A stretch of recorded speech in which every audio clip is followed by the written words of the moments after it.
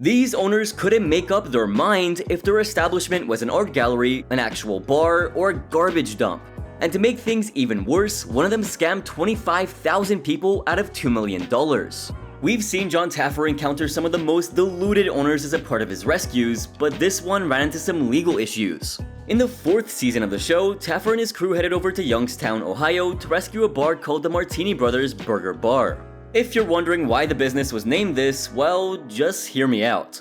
The bar was run by 2 Martini brothers. I know, it's extremely creative, right? Anyway, Dan and Joey Martini joined forces to open up the establishment in 2013. But does sharing last names with a classic drink make them all the more efficient in running their bar? I mean, obviously not. They're in a whole $600,000. The brothers never got lucky when it came to running a bar. After shutting one down that failed miserably, the siblings struck a deal with their landlord Jacob Harver, who wanted to join them in co-owning their new bar. It's one way to protect yourself is to partner up with the landlord. Yeah. The landlord apparently offered them a discount on their rent if they simply gave him an 8% stake in the company. But this landlord had his own vision for the bar. He wanted the place to have an art gallery kind of vibe. Come on in the gallery! Screw the food! Come on, man. However, considering the fact that the bar was situated in Youngstown, they should have taken a completely different approach. For context, the town is home to over 10,000 students who bring a lot of foot traffic to the area.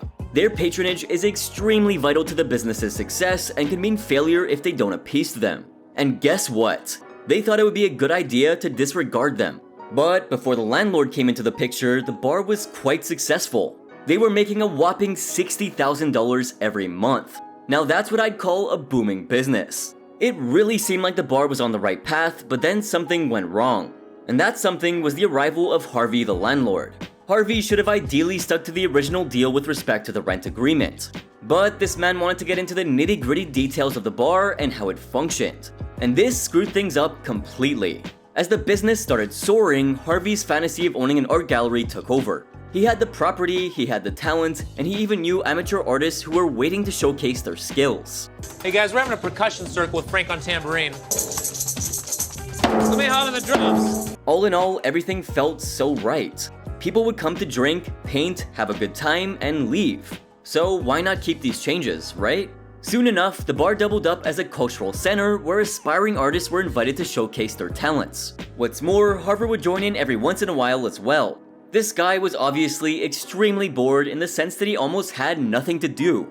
He eventually started getting so disruptive that he would borrow money from the register and just give it away for dumb reasons. But what were the brothers doing this whole time? Unfortunately, they gave in to the pressure of their landlord's control. He was the owner of their property and had a stake in the business after all. Soon after the gallery was put into effect, the brothers found themselves in a pool of debt worth $600,000. What's more, this kept growing with each passing day. When Taffer arrived, the whole idea of integrating creativity into a place of celebration really confused him. Taffer was joined by Mia Mastroianni, a master mixologist, and Mike Ferrero, a master chef. There was a lot to do at this bar, and the first thing was to get rid of the whole art gallery theme. The art gallery is in the room in the back. Anything that separates and pulls you away from the bar. Sadly though, things weren't going to be very easy. The fact that this bar was next to a real martini bar made it all the more difficult for the owners to build their own brand. Look over there, Martini Bar. And over here, Martini Brothers Bar. Pretty confusing. Once there, Taffer first met Sophia, the office manager and sister of the owners Dan and Joey. During their interaction, Taffer was surprised to see people finger painting in the area alongside the bar. Seeing this, Taffer had the impression that this bar was certainly used more as an art gallery than a place for food and drinks. Soon enough, he learned that Harver, who just owned 8% of the business, was actually calling the shots, while Dan and Joey couldn't even stand up for themselves. Oh, we just took a shot, you know, night of celebration. What are you celebrating? And how much money does it make? Well, it's not really the primary revenue generator of the building. Taffer was actually more angry with the brothers than Harver, since they were the ones who let the landlord step all over them. To put things straight, Taffer said this. Jacob might only own 8%, but he also is in full control of the building. How is that if you paid your rent? I'm not sure who the bigger idiot is. I want to see something different tomorrow morning. You better at least know your damn roles. Because you're a freaking fool, you're a wimp, and you're just an idiot. While Taffer was trying to absorb the dynamics of the bar, local food critics Debbie and Kevin spied on the services. The spies were stunned by the sight of a huge painting plastered on the ceiling and were disappointed that there was just one type of martini on the menu. Does it say martinis on there? You would think a bar with the name Martini in it, you would have more options than one martini on the menu. I just want to know about that mural. It just is so odd. Ironically, for a bar that had the word martini in its name, it wasn't living up to it. To make matters even worse, their only martini wasn't even a specialty drink. In truth, the drinks tasted like artificial blueberries loaded with tons of unnatural flavoring. How did it get green? It tastes like imitation blueberry, though. It's sad. That aside, things weren't looking very great in the kitchen either.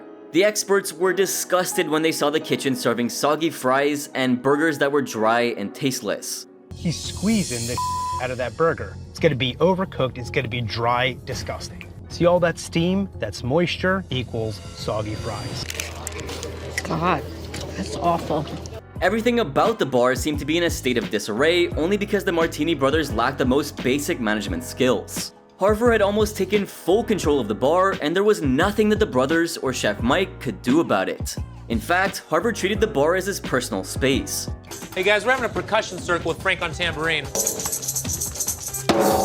He even used the refrigerator to store his stash of crickets. Yeah, oddly, this guy had a thing for eating insects. According to him, crickets are not just crunchy snacks, but they're also very nutritious.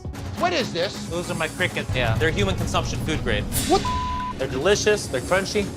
While he was pretty sure about this quote-unquote fact, imagine what would happen if these landed in a customer's dish. Would they know that they're edible? Do you understand that if this winds up on somebody's plate, do they know it's human grade edible? Well, at least in my case, I'd be disgusted if I saw one on my plate. Considering that the situation at the bar was so dire, it doesn't surprise us that Mastroianni found many more discrepancies in the workings of the bar. There's trash in the speed wells. There's napkins. I found bottle caps. Storing their bottles in this foil tin, sitting in that. I think it's rust. Things were so bad that the drinks were stored in filthy containers, there was trash everywhere, and the grill was greased up with layers and layers of grime. I mean, we're eating a burger from 3 weeks ago on this grill. When was the last time this was cleaned? Although the owners did claim that the grill had just been cleaned a week ago, after Taffer kept pressing them, something nasty was unveiled. Apparently, they had never cleaned it once since purchasing it. A week ago, that's bull. You're not a good liar, man. 4 or 5 months ago it was clean. It's never been cleaned since you bought it. Ferrero then found piles and piles of stale food stocked up in the kitchen, and they were actually serving this to the customers as well. Taffer was so enraged that he asked his team to dump the entire stock of sausages, greasy bacon, oozing nuggets, and soggy fries right on top of the grill. Just take a look at those slimy, gooey fries. God, how do you even trust restaurants anymore after seeing this? Considering how pissed he was, Taffer made a powerful statement and said, The culture of failure. And you, my friend, are the epitome of it. While the temperature was going up in the kitchen, the bar succumbed to the plight of the inexperienced bartenders. Dan and Joey had lost this fight a long time ago, and even they knew this. Just look at their expressions. Even they know they've screwed things up beyond repair. Later on, after training the staff, Harvard surprisingly took initiative during the stress test, much to the shock of his coworkers. Jacob is actually being very helpful tonight, shockingly. But despite the training, the bartenders were so clumsy that all of them had to be removed from behind the bar. We're down to 2 bartenders. We were On the other hand, the kitchen performed pretty well, aside from having a burger being returned twice for being undercooked. This burger's being returned for not being cooked enough. But since Harvard and the brothers did show commitment towards saving the bar, Taffer decided to go ahead with remodeling the place. But something did happen. You guys worked together, actually communicated with each other. So we're gonna build you a great bar, guys. He also renamed the business after the street it was located on, the Federal. Harvard's gallery was converted into a meeting room that a nearby legal firm had expressed interest in renting out. Jacob, your old art studio or finger painting room. 2 doors down, you have a law firm. They already told me they're gonna book it 2-3 days a week for private meetings. What's more, new POS systems and smoke machines were mounted onto the ceiling. Once everything was set into place, on the day of the relaunch, Harvard was assigned the position of front of house manager and Joey took over the grill. I am so proud of these guys. Jacob is manager both behind the bar, on the floor, and our ticket times are getting back to where they need to be. Drinks were being sent out smoothly from the bar and customers could be seen dancing on the newly installed dance floor. This is one bar that totally transformed thanks to Taffer's help. But you want to know something? Your support is very crucial to transform the course of our channel. Since you've already made it this far, we can tell that you've enjoyed the video. To keep more videos like this coming, be sure to drop a massive like down below and subscribe for more content like this. It's free, so why not just do it? Anyway, let's discuss how this business did 6 weeks after Taffer's visit. The bar made a whopping $150,000, which is an incredible amount of money. All the co-owners had drastically switched things up and started to take their roles more seriously. Things were doing great until something went horribly wrong with Dan Martini. While Harver and Joey were busy bringing in money for the business, Dan was onto something else. Dan was involved in a nasty eBay fraud. He admitted to money laundering in 2017 when he was named one of the 4 guys who were selling fake autographed sports memorabilia on eBay. From signed footballs to posters to sports cards, together they scammed $2 million from more than 25,000 unsuspecting victims.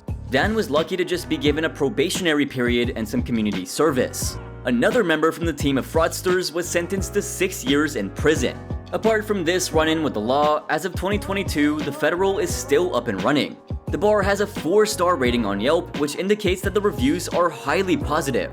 A 4-star rating is above average for most of Taffer's rescues because most of the other bar rescue establishments you'll encounter are rated closer to 3 to 3.5 stars. So this was the bar that scammed its customers. While Harver did transform for the better, who knows if he still wants to re-fulfill his dream of running an art gallery. By the way, do you know any other bars that scam their customers? Let us know in the comments section down below. Thanks for watching, guys!